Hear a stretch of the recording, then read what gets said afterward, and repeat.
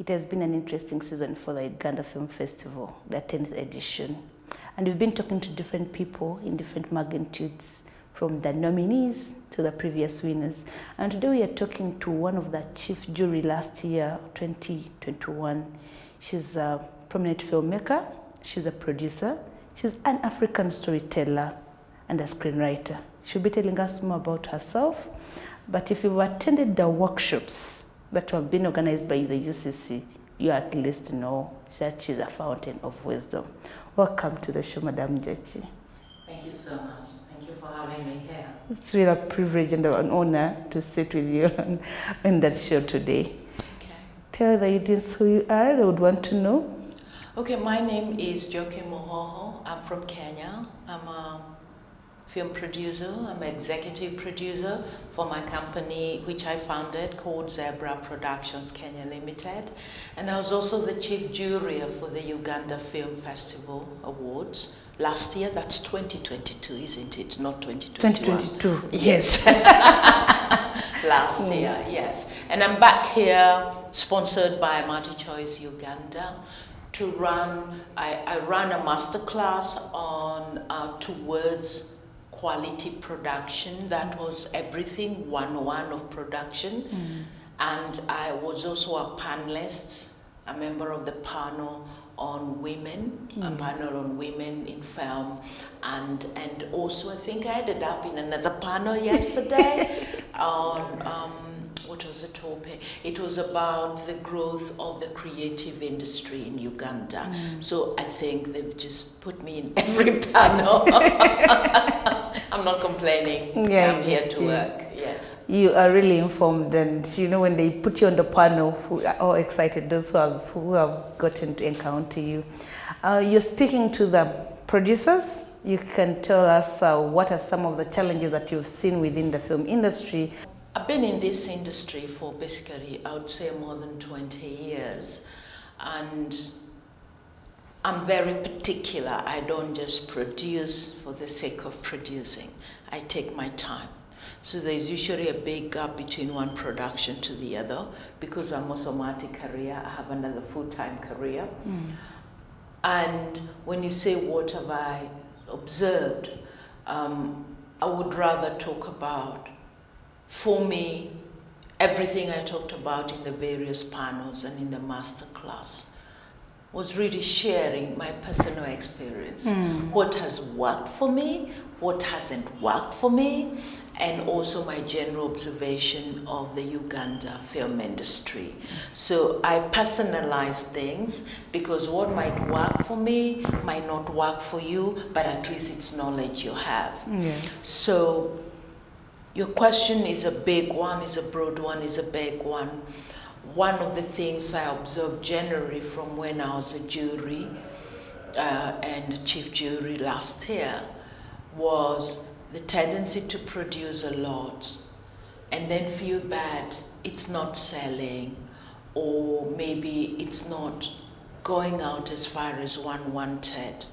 But producing is like step 10. There are many other steps that one must go through.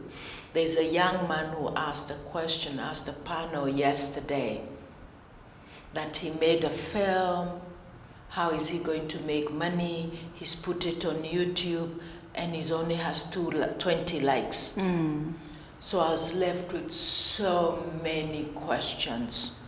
If it's on YouTube, it's not there generating money.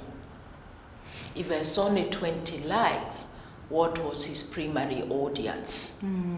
And how much time and funds did he put in promoting the same production?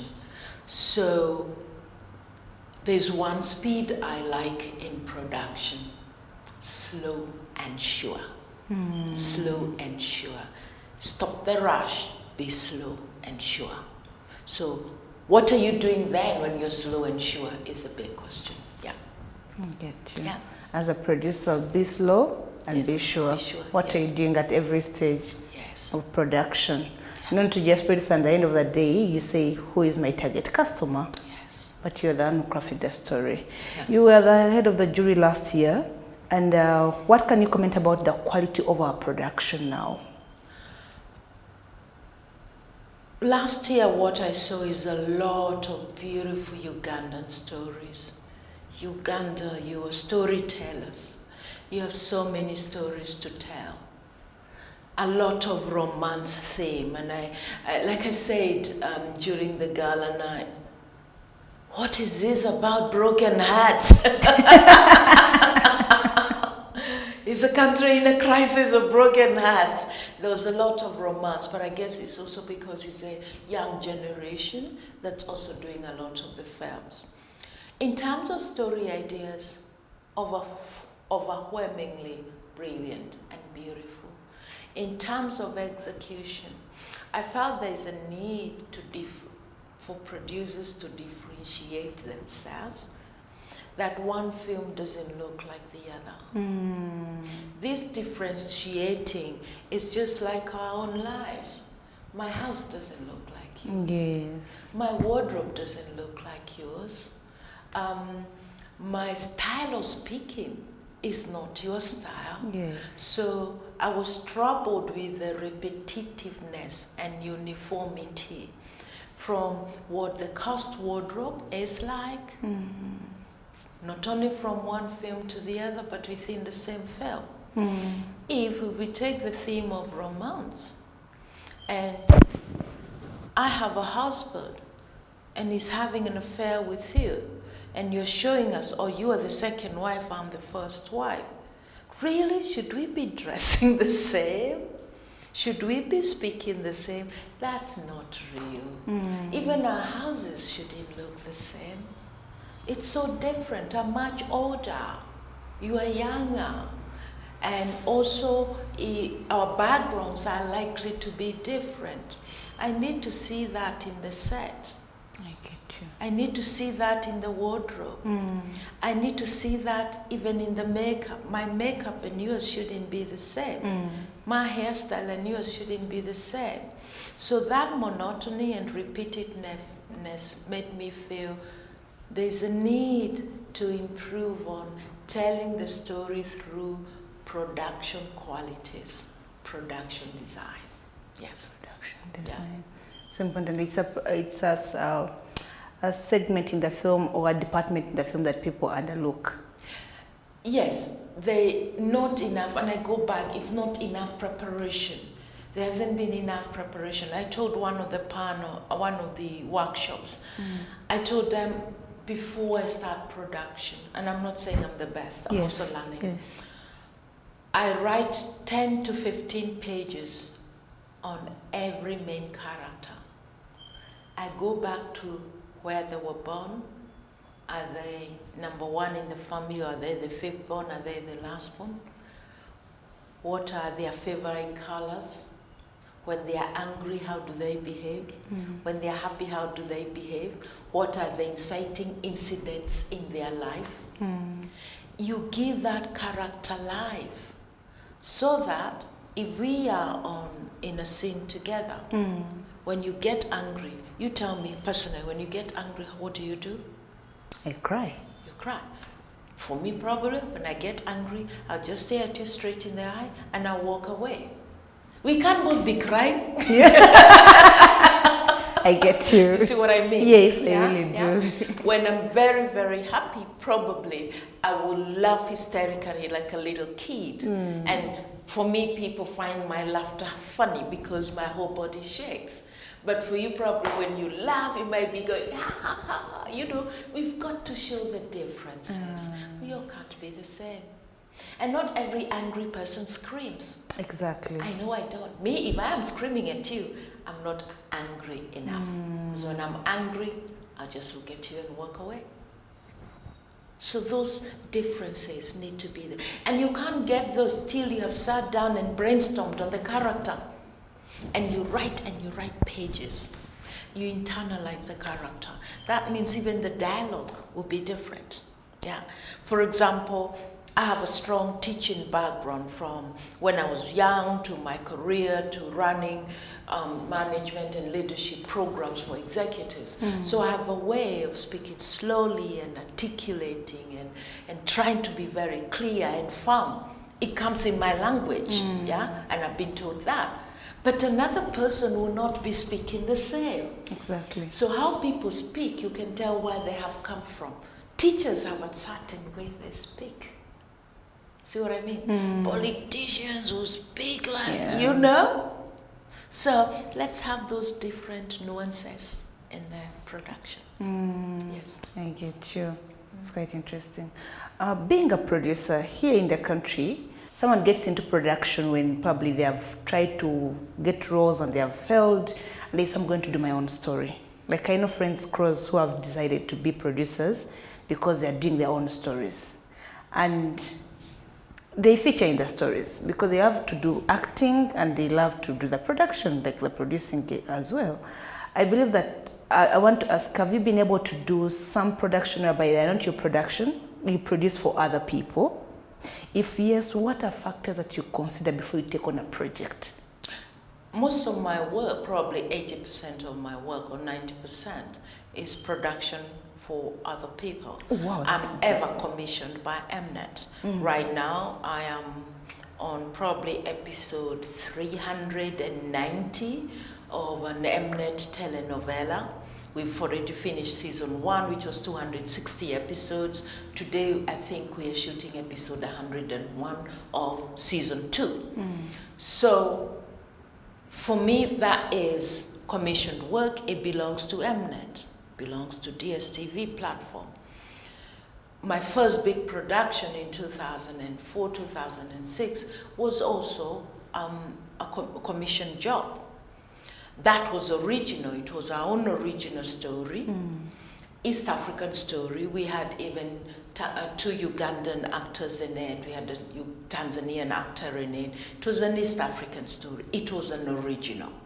So that one, I had a lot more work in developing the characters, yeah, because I was also the head writer for the production, yeah. But the one I'm doing is an adaptation of a South African very successful telenovela.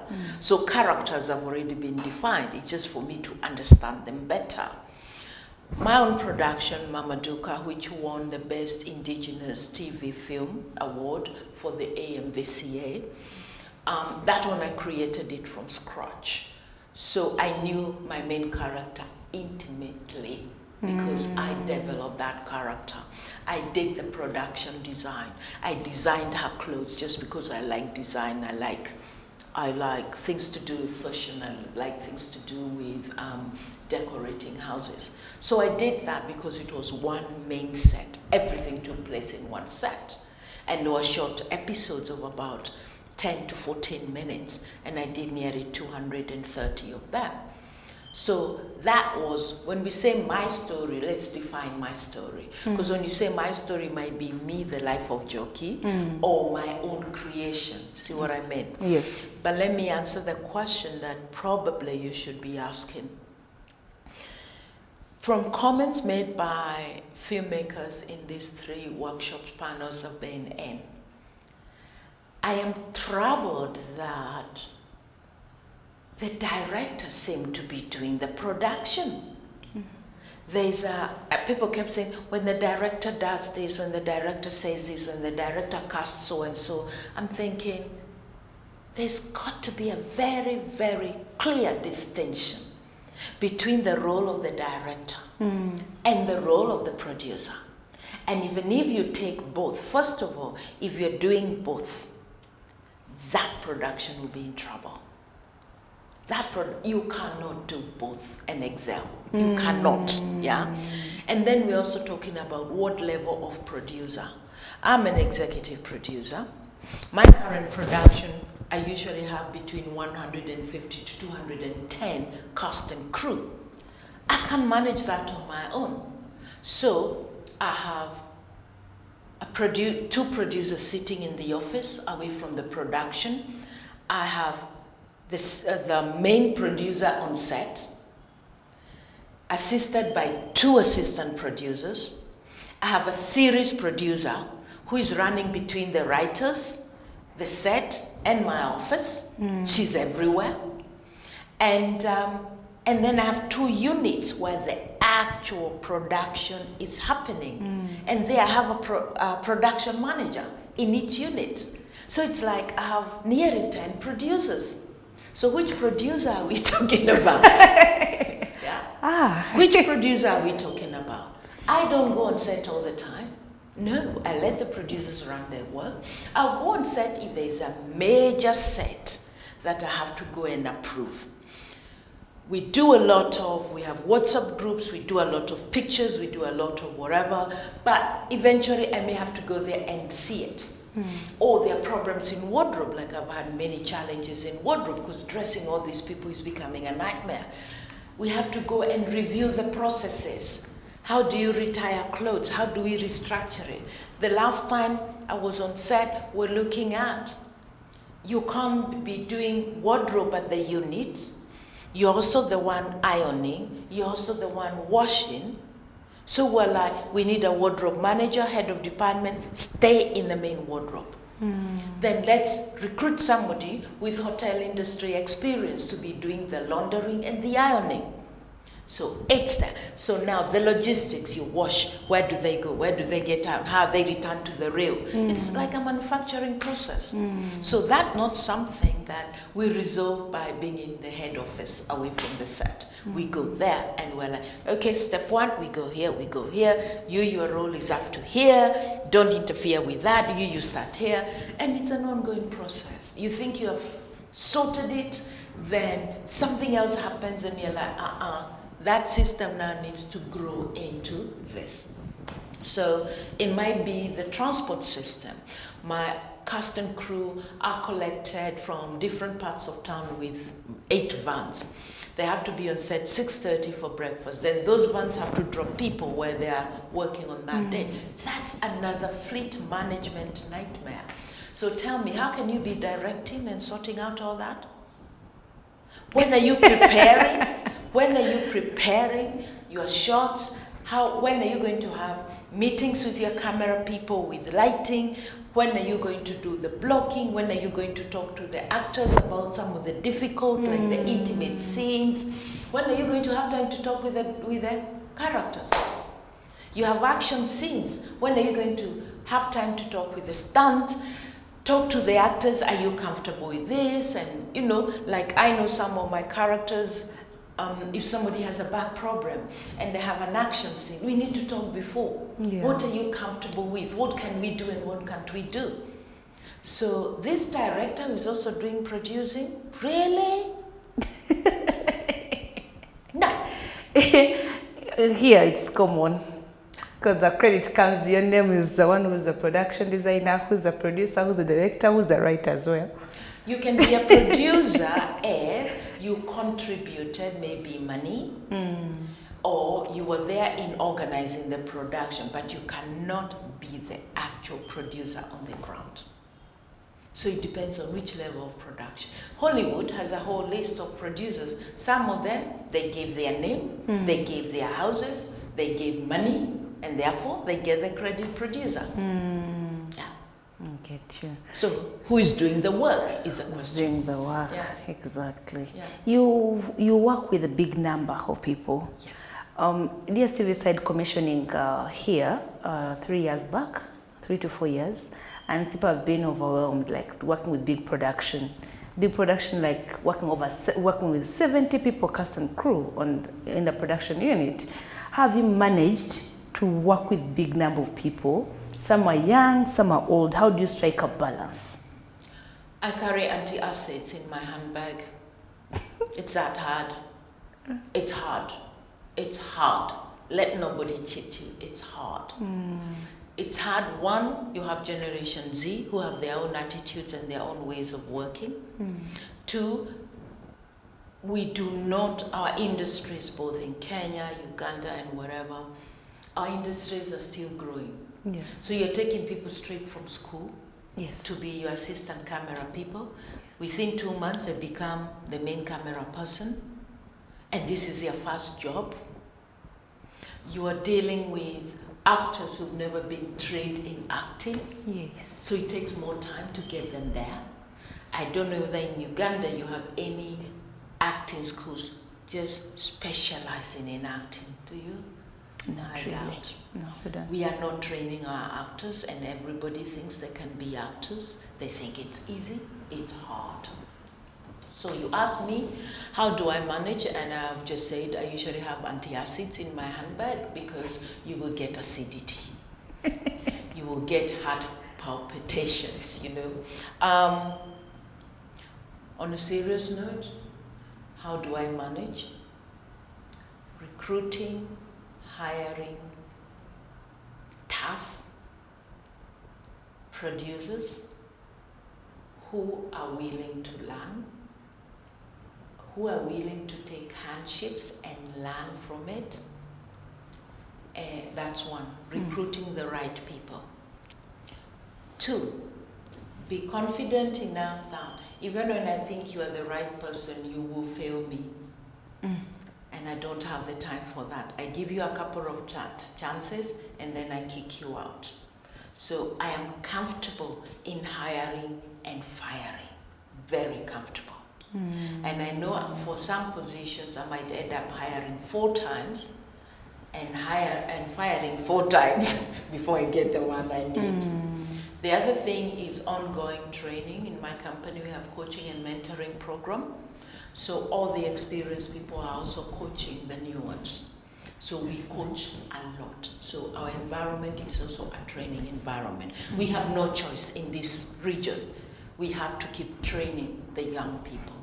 And we hope they keep listening. Thank you too. And I believe, like you say, that you set the boundaries straight. That's why you're comfortable in hiring and firing. Discipline. I'm not liked because I'm too tough. And even people go to social media and say nasty things. And I'm like, yes, it's because I'm doing the right thing. Yeah. I'm very tough on discipline. Very, very tough on discipline. And very unforgiving. Because it's already a tough job. If you're going to war, you don't want an army that is indisciplined. Production is like going to war. So producers have to be tough. Even tough towards celebrity directors, celebrity actresses and actors. I've probably developed a bad reputation for sacking lead actors and actresses. I think I am paving my own path that it is possible to get rid of a lead actor or actress. I've done it. Not once, I twice. know people who did it as well. Yes. It's quite interesting.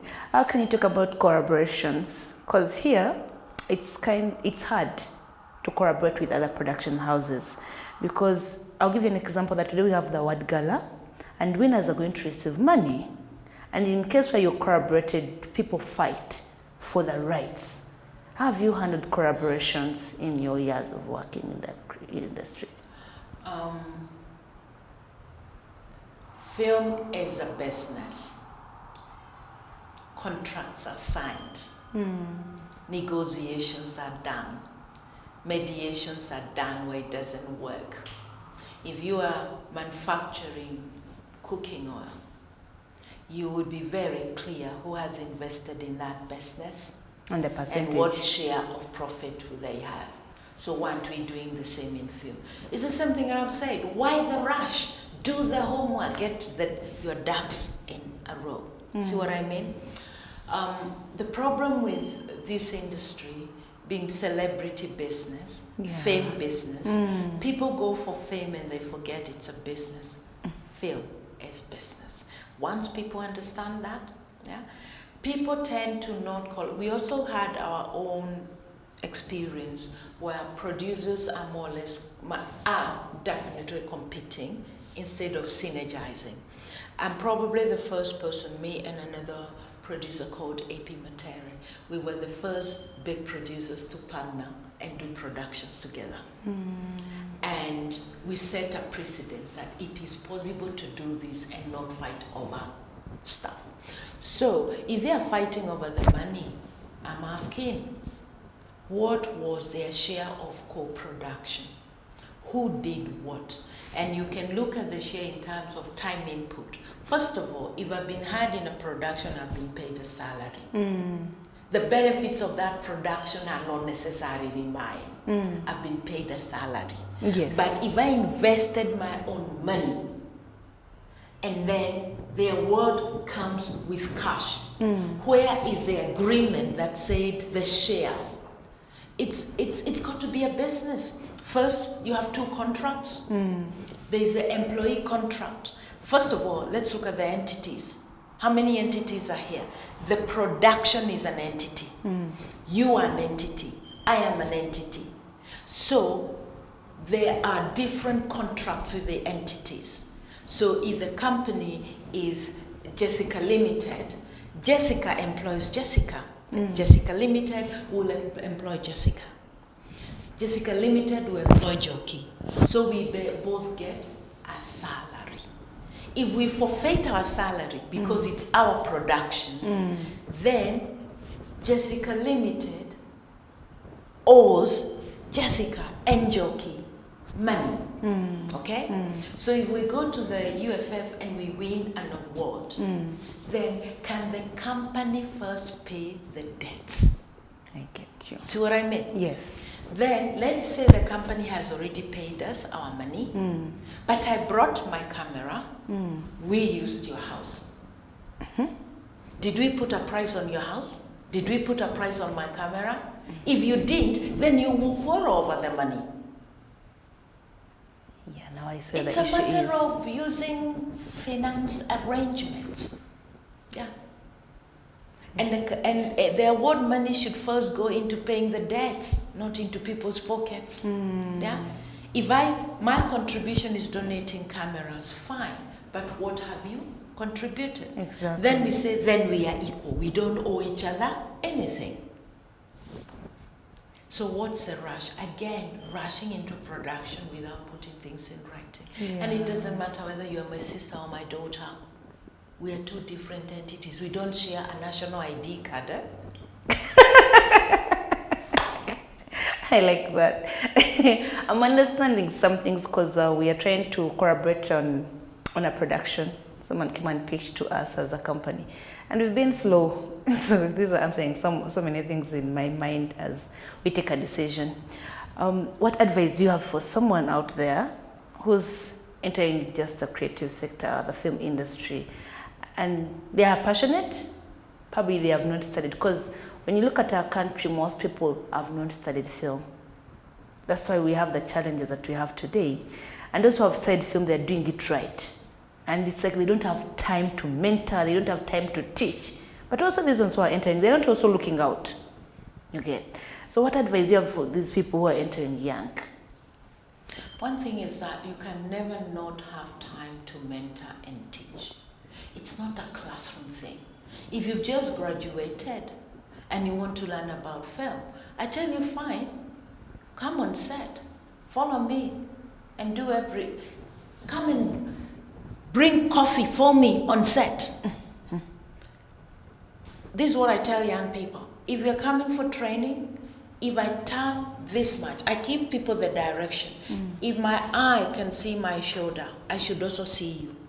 You are trailing me everywhere I go. If I need a pen, I do this, bring the pen. You know why? Because if you're following me like this, you are seeing what I'm doing. But what I do is I give you a list of things that you have to tick. I call it the zebra passport. You tick. I've seen her do this. I've seen her do this. Da, da, da, da. Next time I tell you, now you do it, and I want you to do it. So if I had said I needed the call sheet, and I tell you, okay, go to my producer, Edda, sit with her for a week, see how call sheets are done. You might even start by photocopying the call sheets. But if you're just photocopying without reading, please get out of my production. You've got to take your own initiative. Next time I'll tell you, sit behind the computer, you are my backup in the call sheet for tomorrow. You will make your mistakes. Then I tell, okay, now repeat, now that you know your mistakes. So, coaching and mentoring, we have all the time. It's the African culture. Anybody who says I have no time to teach, they'll never grow. They will never grow even then themselves. In Africa, we learn things from learning from our elders, from, you know, so you just integrate who we are in the things that we're doing. Yeah. All right. And your parting shot to the young people joining? We have no choice in that. We have to take the new generation in our productions. We have to deal with the education quality, because I think worldwide education quality is taking a spiral. Societal structure is breaking as we grew up with more solid structures where we had aunties and uncles and parents to support us. Now, people have parents who are also working, who are hustling as hard as the kids are hustling. So all those dynamics have a negative impact in the growth of the person. So we just have to hold each other's hand. Yeah. Hold each other's hand. Thank you so much for coming up for the interview. And I believe that for someone watching there, you've learned one or two things. You need to replay it over and over again to pick something, as she has been sharing a lot of things about collaboration, producing, how to work with a big number of people, and how to work with the young generation. Thank you so much for watching. Until next time, bye.